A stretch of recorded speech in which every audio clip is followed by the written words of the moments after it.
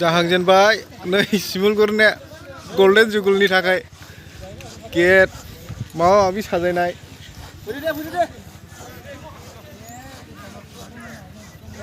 फैलादो 10, 11, 12 नभेम्बरनि gate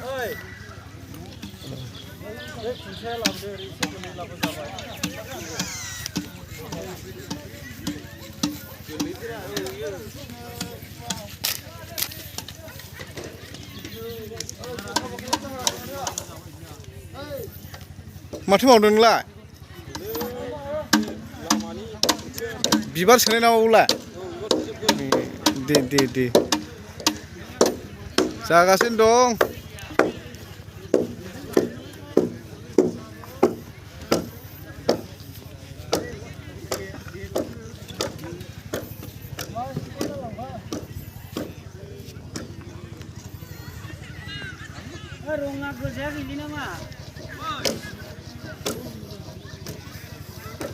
बानायगासिनो दं नै 6 दिनल'सै जानो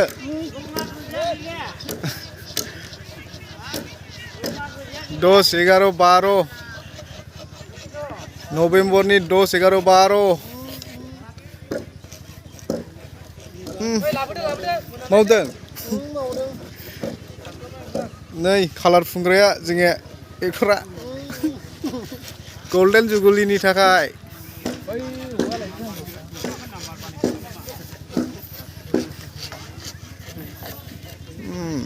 कालार फुनदों बिसोरबो फिरफिला जाहान्दी दा जाहान्दी नै बिथांमोना मावदों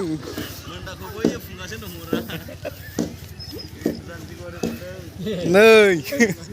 मोजां गोसो होखादों नै नै बेयावबो लांजागि दं नों मोथो दङ नोंहालाय गिर्जामानदोंसो गिर्जामानदोंखौ मोसौ गलि होनबाय बे दे जाजोबगोन फैला नुजोबगोन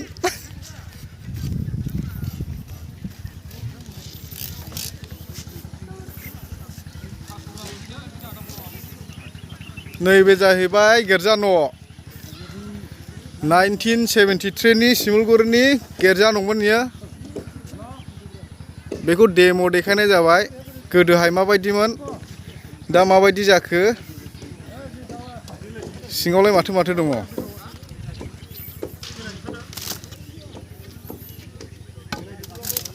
नायनायसै सिङाव बा माथो बेयाव फालक थाग्रा टेबोल जिरायग्रा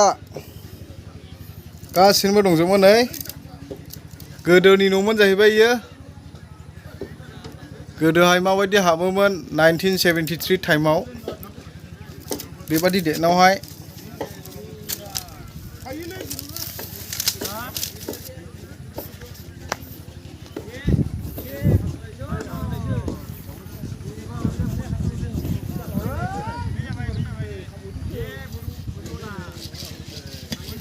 नैबे जाहैबाय बाख्रि बे बाख्रि गोदोहाय आबै आबौमोना 1973 टाइमावहाय माबायदि बाख्रि बानायोमोन नायदो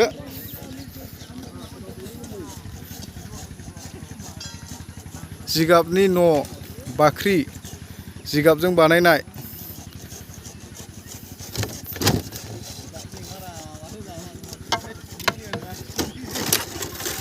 नै माइ दोनग्रा जाहैबाय बाव माइ दोनगोन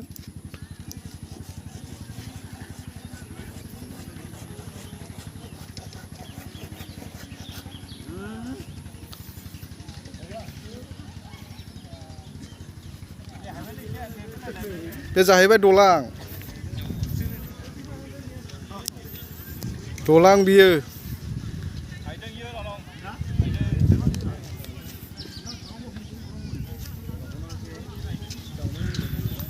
नैबे जाहैबाय फुख्रि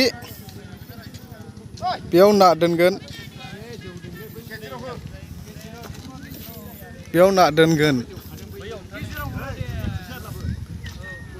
बेखौ जाहैबाय हाजो बानायगोन बेखौ हाजो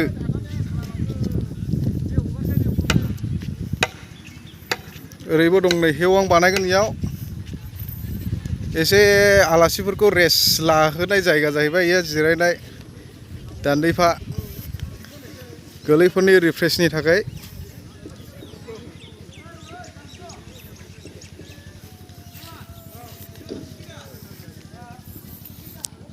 बे न'आ जाहैबाय एम्फौ दोनग्रा गोदोनि जोंनि आबै आबौमोन गोदोहाय एम्फौ फिसियोमोन जाहैबाय दा बेखौहाय नायनायसै मा दं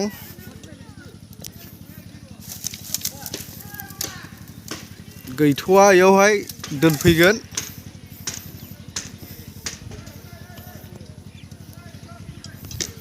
बे जाहैबाय जिरायग्रा आलासि ओरैनो रिफ्रेश बानायग्रा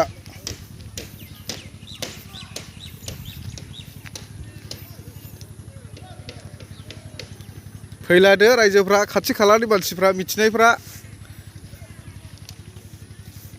नै जिरायजेनबाय डिसेम्बरनि 10, 11, 12 ने औ बाय बाय होनदो दे बाय बाय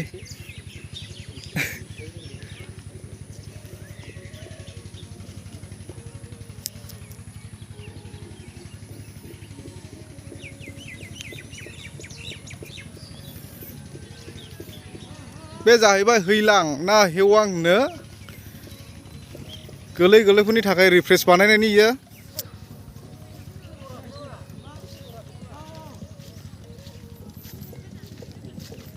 कालार फुनथ'वाखै नै दाबो फुनगासिनो